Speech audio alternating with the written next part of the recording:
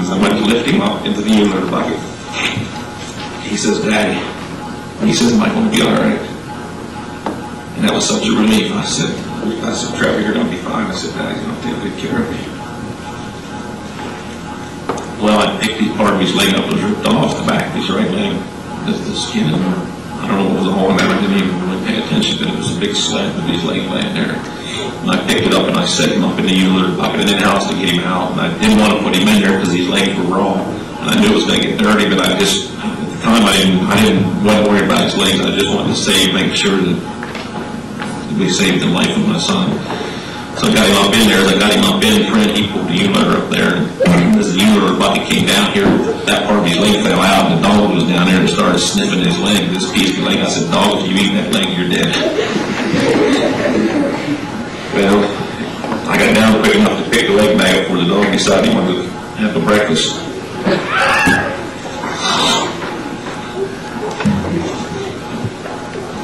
Instead of me letting him take me into the humidor, I just picked Trevor up and started running. Needless to say, I didn't pay much attention to it at the house, and then all of a sudden I realized I was kind of exhausted.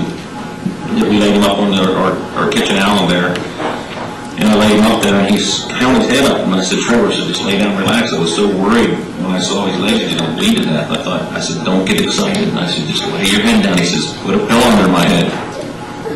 I said, I will. I said, just lay it down and relax. I said, don't get excited. He says, I want a pillow under my head. He got value with me. I said, don't get him a pillow up there. He wouldn't lay his head down, but we had him a pillow. So I don't know, it was seconds on the kids had a pillow there, and then he laid his head down.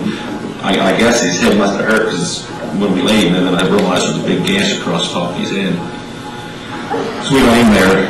As he's laying there, he said, straighten my right leg out, or his left leg. He wanted us to straighten his left leg out. And then we realized then, my wife saw that when he tried to move his leg, that only the top part of his leg moved, his right halfway in between his feet there, his knee and his hip. That bone was broken, sticking out through the skin. It tore the skin of it actually out. He asked me later, he said, why'd they cut my skin crooked there? I said, honey, they didn't cut your skin crooked. I said, your bone tore your skin there. And anyway, so we got his leg and laid it down because he couldn't move every time he moved, just the top part of his leg would move. We laid it down and I checked his legs out again, and when my wife came out to the wagon, I told her, I said, don't even come over here. I said, it's bad. I said, just went and call 911. I said, tell them it's bad. And so they went in, well, she went in TJ, already had 911 on the phone, emergency, and it seemed like within 10 minutes they got there.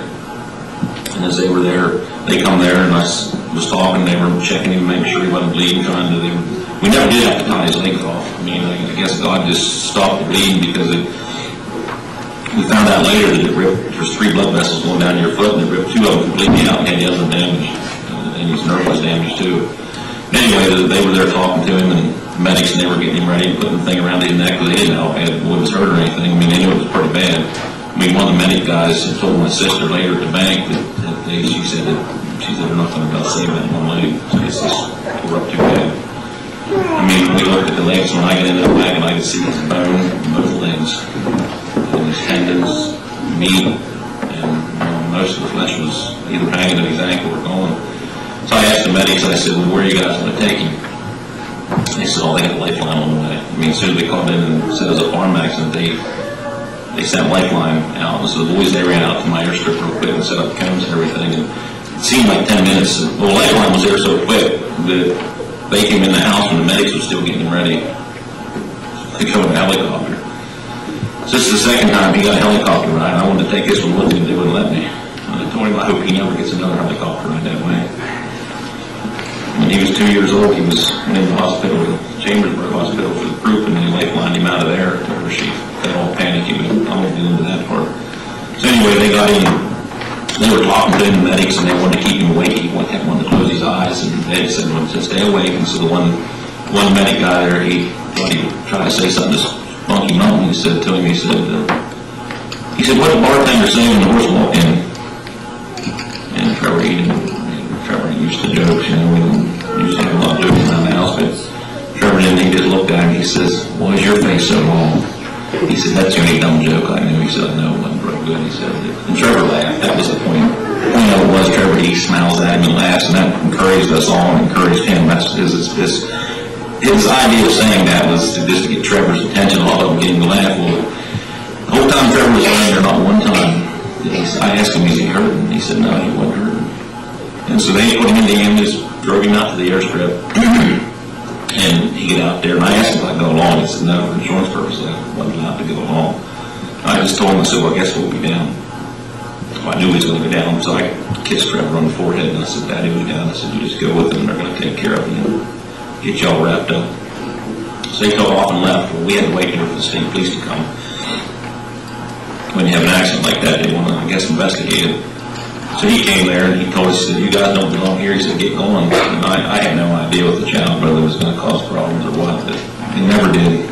So me and her, we went into Hershey. We left and get ready and went into Hershey. We sat in there several hours before they come down to give us a report, and they come down to give us the report. They said the doctor be down there, stabilized him, and make sure that all the life-threatening things are taken care of. So it wasn't too long that the doctor, the main doctor, Dr. Bowsford, he was a surgeon. He specialized in plastic surgery. He came down to us and started talking to us and introduced himself. And he said to us that,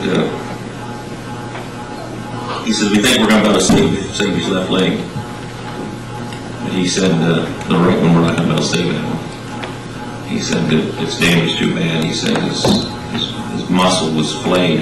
When he went through there, one of the prongs on the tines that stick out on the beater must have caught his leg and just flayed his calf, cleaned the bone open. He said, and part of his muscle was hanging down around his foot, and it was just flayed clean up from the center down, which damaged the nerve in his foot. And he said, we didn't think we were going to get to save that one. He said, he started telling us how well he had adapted to an artificial limb and how he, once he gets that on, I just told him about how athletic he was and everything. It just hurt me to think that one of my most athletic boys is damaged for life, possibly. And he was telling me, he said, he'll put an artificial limb on, he said, he'll run and play football, and you won't even know he has one.